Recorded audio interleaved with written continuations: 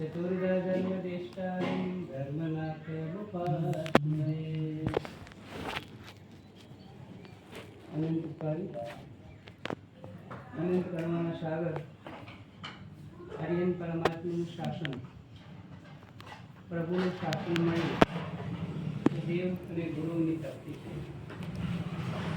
ગુરુ ભગવાન મળ્યા તો આપણને આગમ મળ્યા, ગ્રંથો મળ્યા, આપણા સુધી પહોંચાડનાર હોય તો ગુરુ ભગવાન છે। એવા એક કલિકા સર્વજ્ઞ ભગવાન હેમચંદ્રાચાર્યજી મહારાજા એમના ધર્મનાથ પરમાત્માની સ્તુતિ કરી છે।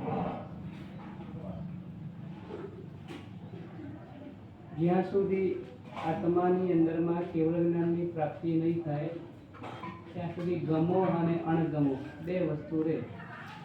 આ ગમે છે ને આ નથી ગમતું। ગુજરાતીમાં રાગ અને દ્વેષ એ બંને ઓછા વધતા અંશમાં રહેવાનું। કોઈ તમને પૂછે બાવળનું ઝાડ ગમે કે લીમડાનું ગમે, કયું ગમે? આમ લીમડો જ ગમે। લીમડો અને નાળિયેરી બે વસ્તુ કયું વધારે ગમે? નાળિયેરી અને આંબો ગમે। આંબો અને કલ્પવૃક્ષ ગમે। કેમ કલ્પવૃક્ષ વધારે ગમે? કેમ? કલ્પવૃક્ષમાં કોઈ જાતની ઈચ્છા ન હોય, હૃદય તૃપ્ત થઈ જાય આપણે કલ્પવૃક્ષમાં। કોઈ ઈચ્છાઓ બાકી ના રહે, જે ધારો બધું મળે। જે ધારો તે બધું જ આપે એને કલ્પવૃક્ષ કહેવાય। જે માંગો તે આપે એ કલ્પવૃક્ષ કહેવાય। જે ઈચ્છા કરો તે આપે એને કલ્પવૃક્ષ કહેવાય। 24 તીર્થંકર પરમાત્માની સ્તુતિ, ત્રિષષ્ટિ સલાકા પુરુષ ચરિત્ર, લગભગ 36,000 શ્લોક પ્રમાણ છે। એ 36,000 શ્લોક પ્રમાણ ચરિત્રની અંદરમાં મંગલાચરણમાં 24 ભગવાનની સ્તુતિ કરી છે। 24 તીર્થંકર પરમાત્માને અલગ અલગ ઉપમા આપવામાં આવી છે। એક જ ભગવાનને કલ્પવૃક્ષની ઉપમા આપી છે। 24 ભગવાનની અંદરમાંથી દરેકને અલગ અલગ ઉપમા આપી હોય। કોઈકમાં પ્રાર્થના કરી હોય, કોઈકમાં કલ્યાણની ભાવના કરી હોય, કોઈકમાં કોઈ ઘટનાની વાત કરી હોય, પણ કલ્પવૃક્ષની ઉપમા આપી હોય ને એવા એક જ ભગવાન છે। કયા ભગવાન? પાર્શ્વનાથ ભગવાન।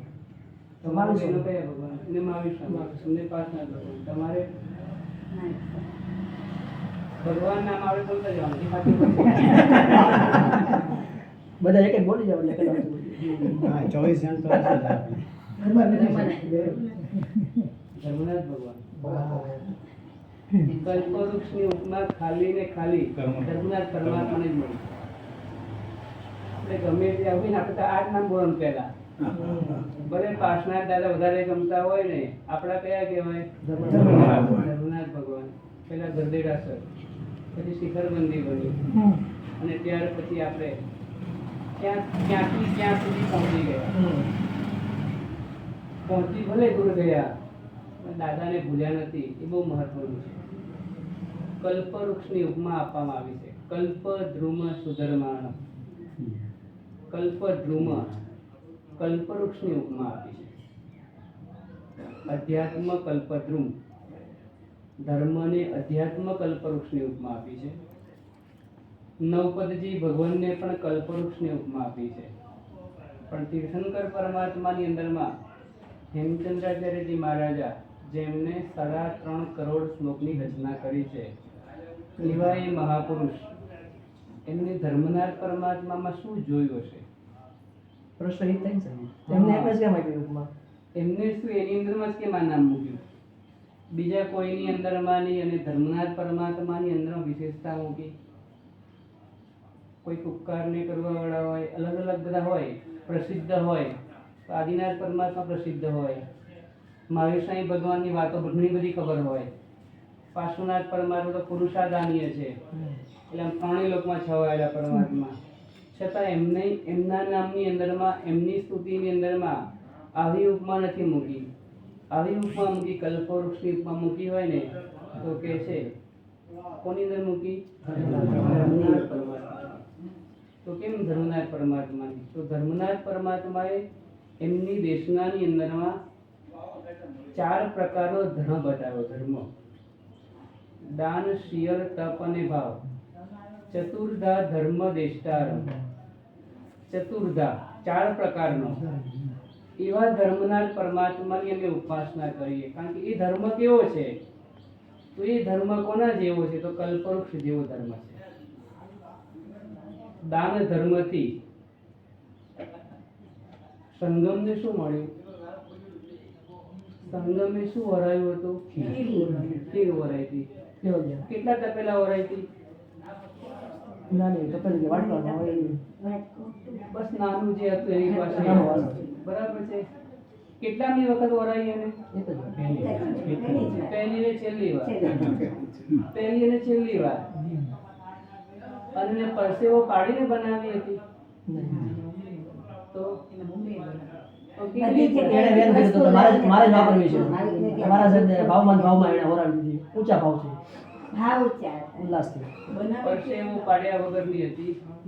એની પોતાની કમાણી નહોતી. એને તો કોઈકે બનાવીને આપી. એને મમ્મી બનાવી. મમ્મીએ પણ કોઈની પાસેથી માંગીને લાવી. કોઈકની વસ્તુ હતી, કોઈકે બનાવી અને ત્રીજી વ્યક્તિએ આપી. અને છતાં એ આપનાર વ્યક્તિ શાલીભદ્ર બને છે. સંગમની અંદરમાંથી શાલીભદ્ર બને છે. સાયલેન્ટ કરતા છે. દાન ધર્મ કલ્પવૃક્ષ જેવું છે. દાન ધર્મ કલ્પવૃક્ષ જેવું છે. દાતા જગતની અંદરમાં કલ્પવૃક્ષ જેવો કહેવાય. તમે આપો તો લોકોને ગમે. પૈસાદારને લોકો બોલાવે છે. પૈસાદારને લોકો બોલાવે છે. દાતારને લોકો ચાહે છે. દાન કરો તો લોકો ચાહે, એની ઈચ્છા કરે. તો એવી રીતના અહીંયા કહે છે આ દાન ધર્મ કેવો છે? તો દાન ધર્મ એક વખતનો સંગમ નામનો બાળક, એ બાળકને ક્યાં સુધી પહોંચાડ્યો? તો જ્ઞાની ભગવાન કહે છે શાલીભદ્ર સુધી નહીં, સિદ્ધશિલા સુધી પહોંચાડ્યો. શાલીભદ્ર પાસે પણ સંપત્તિ હતી. શાલીભદ્ર ક્યાં રહેતો હતો? કયા નગરમાં? ભાવનગરમાં?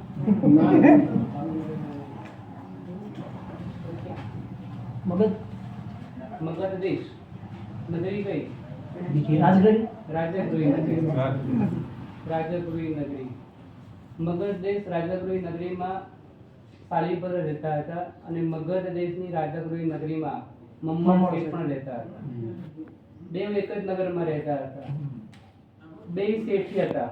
શેઠ બે વૈશ્ય એટલે વણિક હતા. બે શ્રેણિક મહારાજાના પ્રજાજનો હતા. બંનેને ત્યાં શ્રેણિક મહારાજા જોવા માટે આવ્યા હતા. મમ્મણ શેઠને ત્યાં પણ સંપત્તિ જોવા માટે આવ્યા હતા. અને શાલીભદ્રને ત્યાં પણ કે છે એ સંપત્તિ જોવાને માટે આવ્યા હતા. બંને વ્યક્તિ એવી હતી કે ભગવાન મહાવીરના સમાવેશમાં જતા હતા. બંને પ્રભુની પાસે જનારા આત્માઓ હતા. છતાં પણ કે છે બંનેની સંપત્તિ અમાપ સમાપ સંપત્તિ હતી. શ્રેણિક મહારાજા મમ્મણ શેઠની ત્યાં સંપત્તિ જોવા માટે આવ્યા બળદ જોવા માટે. મમ્મણ શેઠને પૂછે તો આટલી બધી મજૂરી શા માટે કરે છે? ત્યારે મમ્મણે કહ્યું હતું કે મારી પાસે 2 બળદ છે. 2 બળદની અંદરમાં એક બળદનું એક શિંગડું બાકી રહી ગયું છે. એક શિંગડું ખાલી. એ શિંગડું પરિપૂર્ણ થાય ને એના માટે મહેનત કરું છું. રાજા કે તારે જોઈએ તેટલા બળદ લઈ જા, પરંતુ હવે કાળી મજૂરી, રાત્રિના સમયમાં નદીમાં પૂર આવેલું હોય, ધોધમાર વરસાદ ચાલુ હોય, વીજળીના કડાકા ચાલુ હોય, ઘોર અંધારું હોય, એવા સમયમાં તું મજૂરી કરે છે આટલી બધી?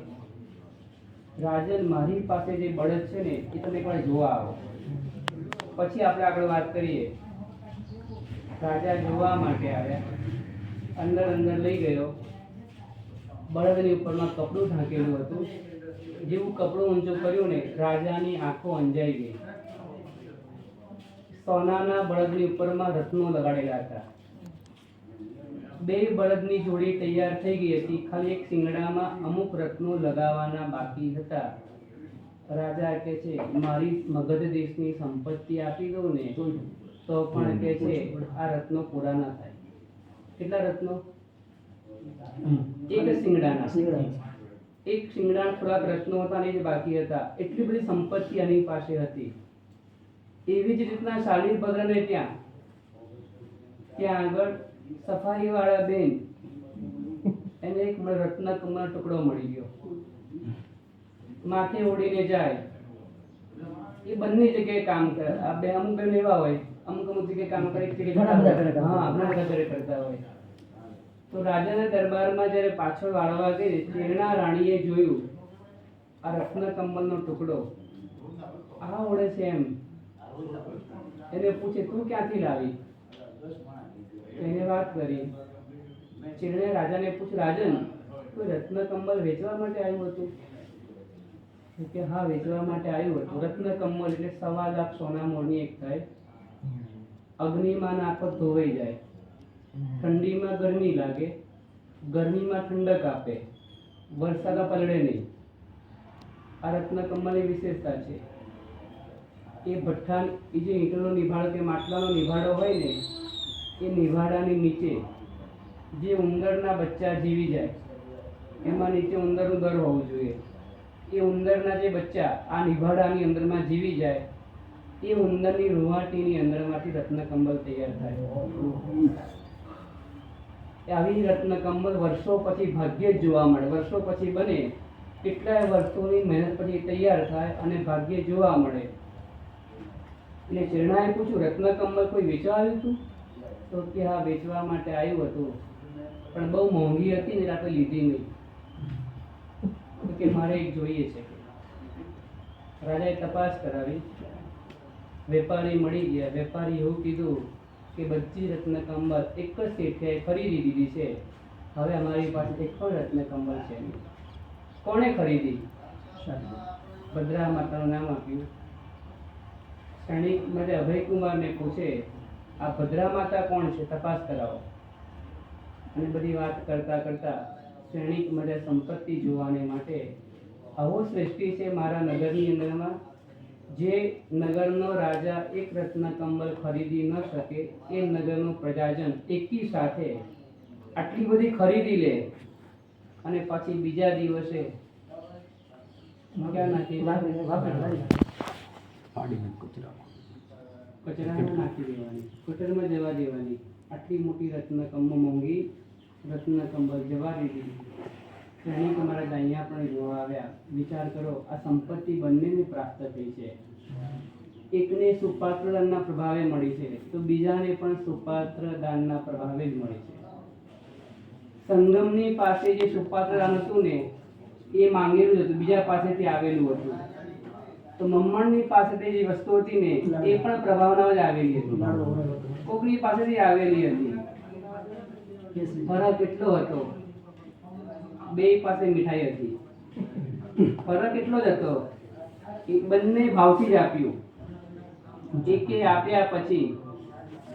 આપ્યા પછી અનુમોદના કરી અને બીજાએ આપ્યા પછી પાછો આવો સરસ લાડુ અમે આપી દીધો, મને ખાવા ન મળે.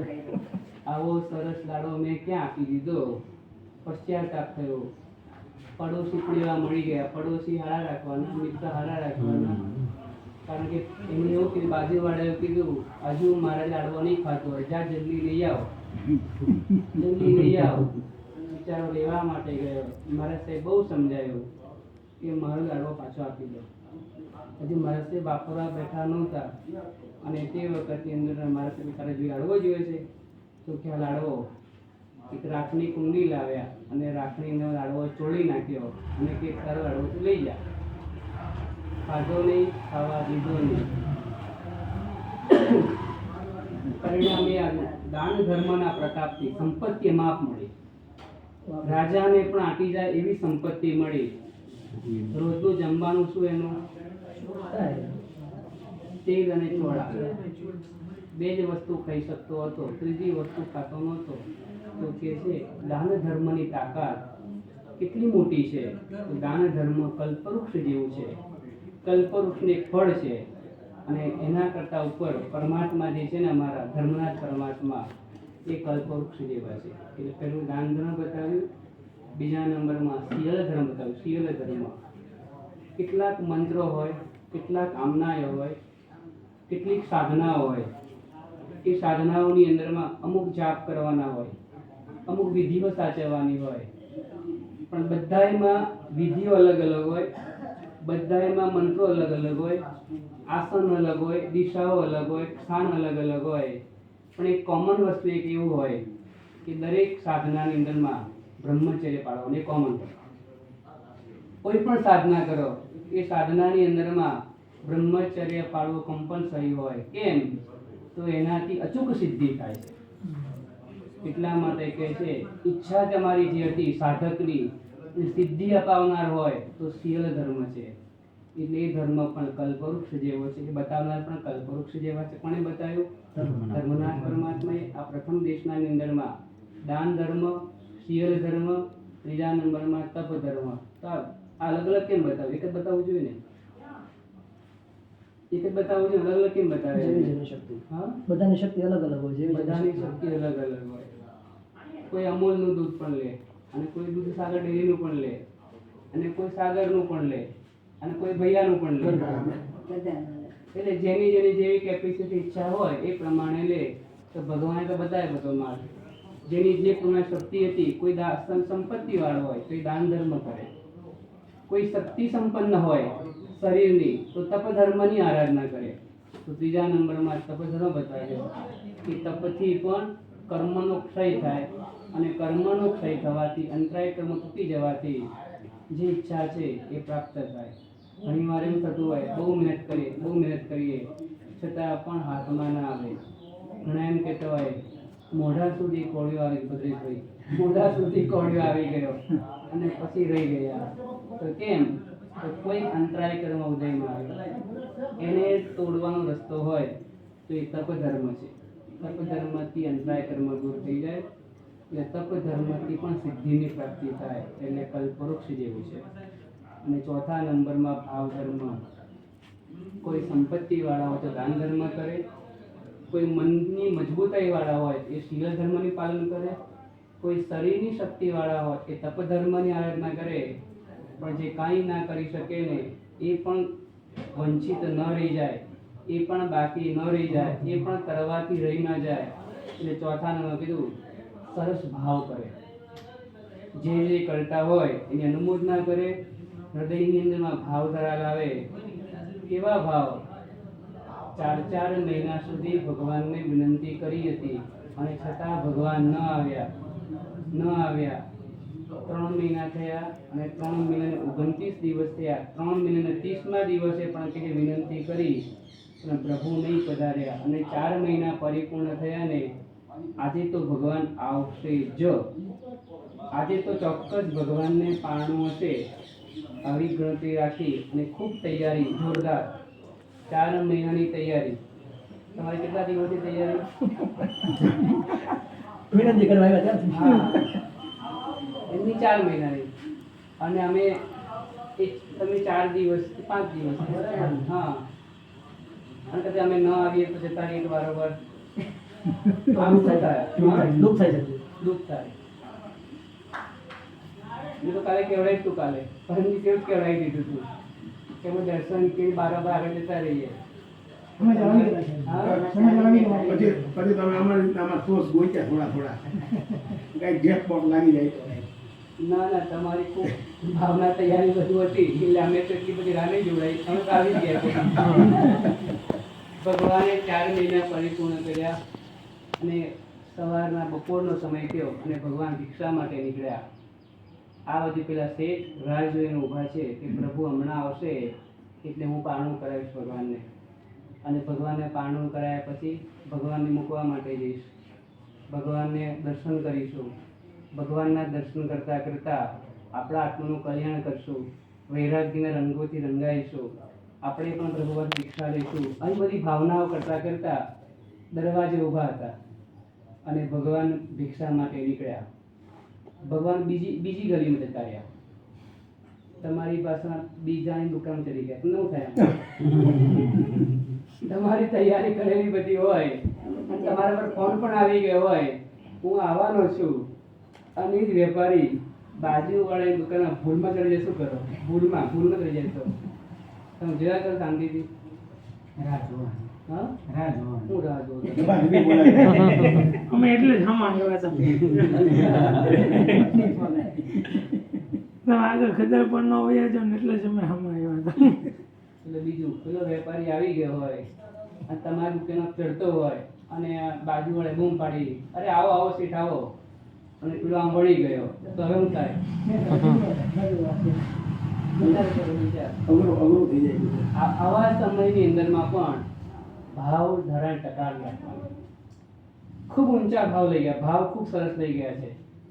અને પ્રભુ જે ગલીમાં ગયા ને એ ગલીની અંદરમાં એક દાસી એ પ્રભુને જોયા. શેઠને ત્યાં કામ કરતી હશે એ દાસીએ જોયા, અને તે વખતની અંદરમાં પ્રભુ દરવાજે ઊભા રહ્યા. પેલા શેઠની દ્રષ્ટિ પણ પડી ગઈ. શેઠ દાસીને કહે છે, ભિક્ષુક કોઈ આવ્યો છે, તું એને દાન આપી દે. દાસીની ઘણા બધા વખતથી ભાવના હતી, અને એ દાસી રોજ રોજ નદીએ વાસણને કપડાં ધોવા જાય, અને પ્રભુ ત્યાં નદી કિનારે વૃક્ષની નીચે ધ્યાનમાં ઊભા હોય. એ દાસી વિચાર કરે કે આ કેવા પ્રભુ તપસ્યા કરે છે, કેવી સાધના કરે છે, હું કેવી અભાગણી છું કે આ મારે તો આજ મજૂરી ગળે વળગી છે, પણ જો આ પ્રભુ મારા ઘરે આવે તો કેવું સારું, હું પણ કંઈક આપું. રોજ રોજ દર્શન કરી અને નીકળી જાય. અને જે ખરેખર એ જ ભિક્ષુક જે દરવાજે આવીને ઊભેલા જોયા અને શેઠે કીધું ને એટલી ખુશ થઈ ગઈ, અને જે કંઈ હતું ને એને પ્રભુને પાણું કરાવ્યું. અને તે વખતમાં પ્રભુનું જ્યાં પાણું થાય ત્યાં પંચ દિવ્ય પ્રગટ થાય. દેવદુંદુભી વાગે, અહોદાનમની વૃષ્ટિ, અહોદાનમ ઉદ્ઘોષણા થાય, 12.5 કરોડ સોનામોની વૃષ્ટિ થાય, સરસ મજાના રેશમી વસ્ત્રની વૃષ્ટિ થાય, સુગંધિત ચૂર્ણની પણ વૃષ્ટિ થાય. આવી અલગ અલગ પ્રકારના પંચ દિવ્ય થાય. વાજિંત્રો વાગવા લાગ્યા ને પેલા શેઠના કાને અવાજ આવી ગયો. એમને સાંભળ્યો અવાજ, વિચાર કર્યો ચોક્કસ પ્રભુનું ક્યાંક પાણું થઈ ગયું હશે. એટલે મારે તમને કેવું છે, આ ભાવ ધર્મ 4 નંબરનો છે. દાન, શિયલ, તપ અને ભાવ, આ 4 પ્રકારના માલ તમને બતાવ્યા. તમને જે ગમે આથી લઈને જજો. આ તમારું ગામ છે અને તમારે ત્યાં જે વ્યાખ્યાન થયું છે તો પ્રભાવના તમારે લેવી જોઈએ. પ્રભાવના તો આ અમને તમને આપ્યું છે. પ્રભુ ધર્મનાથ પરમાત્માએ જે બોલ્યા હતા ને એમના થકી, એમના વતી અમે તમને આપ્યું છે. આ આપણા ભગવાન છે કલ્પવૃક્ષ જેવા. કલ્પવૃક્ષ માંગો તે મળે. આ કલ્પવૃક્ષની વિધિ આ છે કે કલ્પવૃક્ષની પાસે જો તમારે જોઈતું હોય તો તમે આ 4 ધર્મના પગલે ચાલશો તો એના થકી તમને પણ કંઈક પ્રાપ્ત થાય, અને તમારા જીવનની અંદરમાં પણ આગળ વધતા વધતા એક દિવસ એવો આવે કોઈ ઈચ્છા જ બાકી ન રહે. ઈચ્છા પૂરી કરવી એ મહત્વ નથી, ઈચ્છાઓ જ ન રહે ને એ મહત્વનું છે. આપણે ત્યાં સુધી પહોંચવાનું છે. તો કલ્પવૃક્ષ જેવા ધર્મનાથ પરમાત્મા નથી, કલ્પવૃક્ષ કરતાં પણ ચડિયાતા પરમાત્મા છે. કલ્પવૃક્ષ તો માંગો ત્યારે આપે, ધર્મનાથ પરમાત્મા માંગ્યા વગર આપે છે. કલ્પવૃક્ષની પાસે જવું પડે, ધર્મનાથ ભગવાન તો ઘરે બધા સ્મરણ કરે તો પણ આપે છે. કલ્પવૃક્ષ ભૌતિક દુનિયાની સામગ્રી આપે છે, ધર્મનાથ પરમાત્મા ભૌતિક પ્લસ આધ્યાત્મિક સામગ્રીઓ પણ આપવાની ક્ષમતા ધરાવે છે. કલ્પવૃક્ષ આપેલી સામગ્રી આ ભવ પૂરતી કામ લાગે છે, ધર્મનાથ પરમાત્માએ આપેલું કહે છે ભવ સુધી કામ લાગે છે. કલ્પવૃક્ષે આપેલી સામગ્રી વાપરવાથી ડૂબી શકાય છે, ધર્મનાથ પરમાત્માએ આપેલી સામગ્રીથી પણ કરી શકાય છે. કલ્પવૃક્ષ ઈચ્છાઓ પૂરી કરે છે, ધર્મનાથ પરમાત્મા ઈચ્છાઓનું જ પૂર્ણ વિરામ કરે છે. એવા ધર્મનાથ પરમાત્મા આપણને પ્રાપ્ત થયા છે. ખૂબ જ સરસ ભક્તિ કરજો અવારનવાર. બહુ દૂર પણ નથી અને બહુ નજીક પણ નથી. તો જેવી રીતના અનુકૂળતા હોય, જે સમયમાં ગરદેરાસર હતું ત્યારે પણ એક આનંદ હતો, ત્યારે પણ એક આનંદ હશે આપણા વડવાઓને કે અમારા ગામમાં ભગવાન આવ્યા. અને એના કરતાં પછી જ્યારે આપણા ગામની અંદરમાં શિખરબંધી થયું હશે ત્યારે કેટલો આનંદ હશે કે આપણા ગામમાં શિખરબંધી જીનારે બને. 8 દિવસનો ઉત્સવ હતો. 8 દિવસનો ઉત્સવ રહી ગયો. ગામ દોડ હતો. ભીતરબંધી જિનાલય બન્યું ત્યારે ખૂબ આનંદ હશે.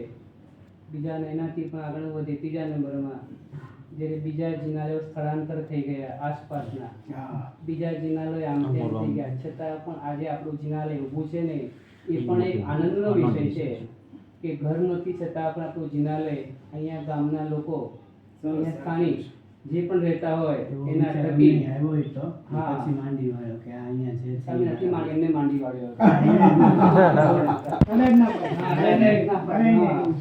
વિચાર આવ્યો જ તો કે હા. અહીંયા સેવા પૂજા ડેલી થાય ન થાય એવું થાય લગભગ થાય રોટી રાખ્યા છે એ કરે એટલે એમના થકી પ્રભુ સચવાઈ જાય છે તો બસ એ તો સચવાવાના છે. પણ આપણા આ બધા પટ્ટાની અંદરમાં અમુક અમુક જગ્યાએ ગયા ને તો ત્યાં પણ કે બધા એ ભગવાન એટલે અમારે ત્યાં લઈ ગયા ગાયત્રી નગર પધરાવવામાં ભગવાન આવ્યા. બાજુમાં કદરપર છે, કદરપર ભગવાન હા, ગામમાં એ ભગવાન તૃપ્તિમાં તૃપ્તિમાં લઈ લઈ ગયા. ગયા. કેટલાકના ભગવાન આનંદનગર લઈ ગયા.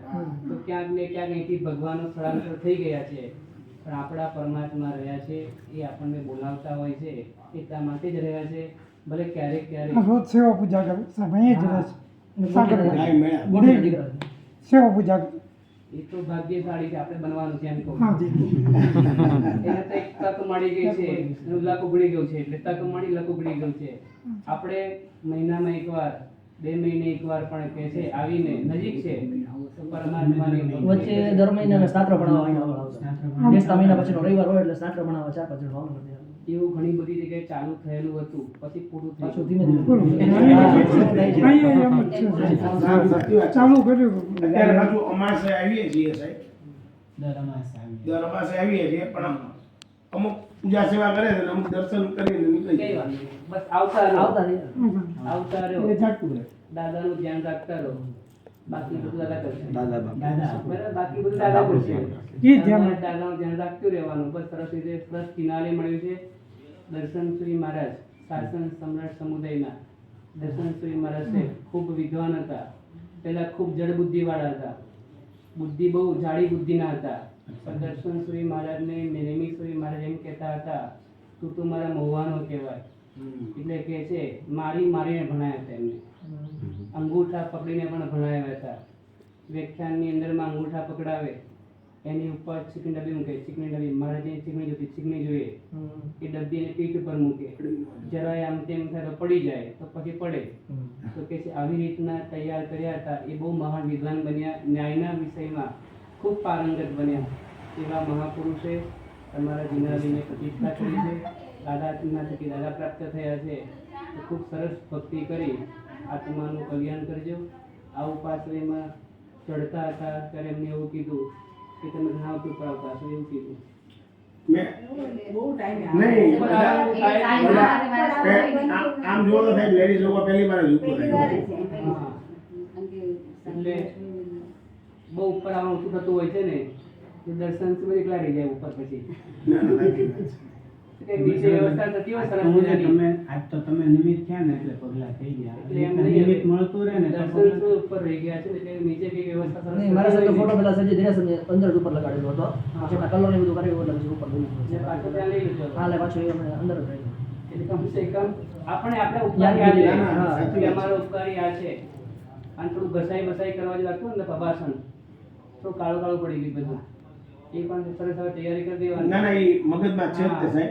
સ્વામી સાલગીરી રાહ નહીં જોવાની. ના ના એ તો નથી જોવાની, નથી જોવાની. બરાબર છે. આવતા કારણ કે બહુ સરસ વર્ષમાં અમુક જે ડિઝાઇન છે ને એ બીજી નથી હોતી ને એ ટાઈપની ડિઝાઇન છે. દ્વારપાલ નીચે જે ભાગ છે ને એ બીજે ક્યાંય નથી હોતો. નીચે સીધું જ ઊભું હોય. મંગળમૂર્તિ બધે જ હોય પણ મંગળમૂર્તિ નીચે કમળ હોય ને એ અહીંયા જ છે. હાથીની ઉપર મહાવત હોય કે ના હોય આ તો નીચે બેઠો છે હાથી નીચે એ અહીંયા જ છે. એ ઘણી બધી વિશેષતાવાળો આ સરસ જિનાલય છે. તો બસ સરસ ભક્તિ કરી આત્માનું કલ્યાણ કર્યું. બરાબર. બીજું કાંઈ